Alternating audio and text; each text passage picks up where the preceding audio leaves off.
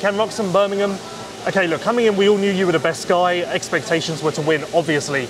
But you made it entertaining. Bad starts really made it difficult on you, and I'm guessing that wasn't part of the game plan. No, I neglected them a little bit. I've been riding a lot of motocross just because it's been raining a lot in Florida, and I've just been kind of sticking around at home instead of like going to other places where it wouldn't rain.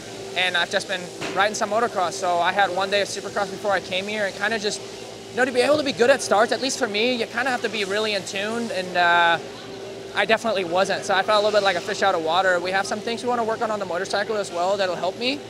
But yeah, it made it exciting, obviously, especially in that second one. There was a lot of carnage going on in the first turn, and I was really far back. And with 8 laps, even though it's tough, you know, doing three main events, but it's not a whole lot of time to get to the front. But I did what I could and tried to hammer down laps. You got to be careful. The track actually got beat up really good, and everybody was cross-riding all over the place. We had a lot of different style of dirt. It started off really tacky. It got super dry at one point, and then the moisture came back out, and the whoops were quite cupped, and it got ruddy in some areas. So it was a funky one out there, and you know, with some of these S-turns and the chicanes, it's just the track wasn't ideal for passing, and I feel like there was a lot of bar banging going on in general. I got together with Justin Hill. I don't know if it was the first one or the second one. My entire front lever was bent all the way down. It was kind of gnarly out there, not gonna lie. And yeah, I wasn't able to get the win in the second one, but finished it off in the last one with the win and got the W overall, and I couldn't be more happy. I really struggled this weekend with jet lag for these last 3 days. It's the worst one I've had, and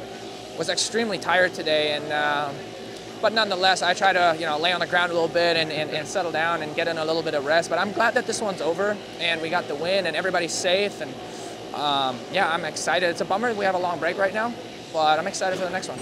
I guess you have to keep the same gate for each main. So do you think that if you could have changed your gate, that might have helped the starts a little bit? Like, would you have changed gate? Yeah, I would have probably gone. I mean, obviously, when you start good, it doesn't really matter. I got really good jumps, but I was wheel spinning really bad after the gate, and even though I hooked my shift super early, but I would have probably gone in a little bit more to the inside, to be honest, just like how I did in I think in the heat race that was. But once you pick the gate, you're kind of stuck with it, and it doesn't matter too much when your starts are really good, obviously, but mine weren't, so that just created problems. Were you surprised at the passes that you were able to make? As you say, it looked hard to pass out there. Everyone knew that was the situation. So did it come easier to you than you imagined?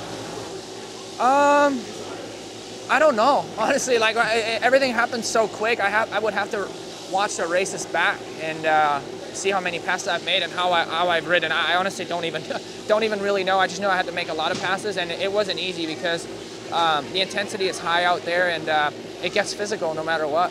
Yeah, the intensity is so high that there's no chance to stop, reflect, think about things. Would you rather the format be similar to America where it goes 250, 450? It's more what we're used to, yeah. But it's fine like this, you know what I mean? It's something different, and the more races we do, the more we'll get used to it. And you know, last year, like in Paris, for example, it was the same kind of format, you know, with 3 races and 3 gate drops. It's just, when your starts are dialed and everything, you can make it easy on yourself, but you can do the complete opposite. So it is what it is. I don't really think that they should change it or whatever. Fine. And last thing, obviously we've got 91 days now until Singapore. I presume that you're not going to ride Supercross in the next 2 months, but maybe you'll do some this week just to react to what you learned and felt this weekend? Yeah, that's something, you know, I want to get home first and take a couple of days and get some good rest and recoup, but we have some things that we want to do and we have been wanting to do for a long time. So I think it's probably best to do it right away just because, you know, my mind is refreshed on Supercross again, and yeah, so I'm gonna have to make a game plan in the next couple of days. Yeah, I guess actually it's important for all of you guys to make a game plan because it's nice to talk about this long break coming up.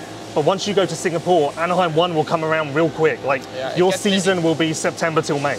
Yeah, it gets busy later on real quick. That's why I treat this a little bit carefully, right? Like if I would bust out even a couple of or a bunch of motocross races once we start towards the end of the season, it hammers down right away again. And before I know it, I'll be doing more races than I would if I would only do Supercross and motocross, you know? So I kind of have to look at the schedule from afar and see what I'm going to do. I don't have it all figured out right now.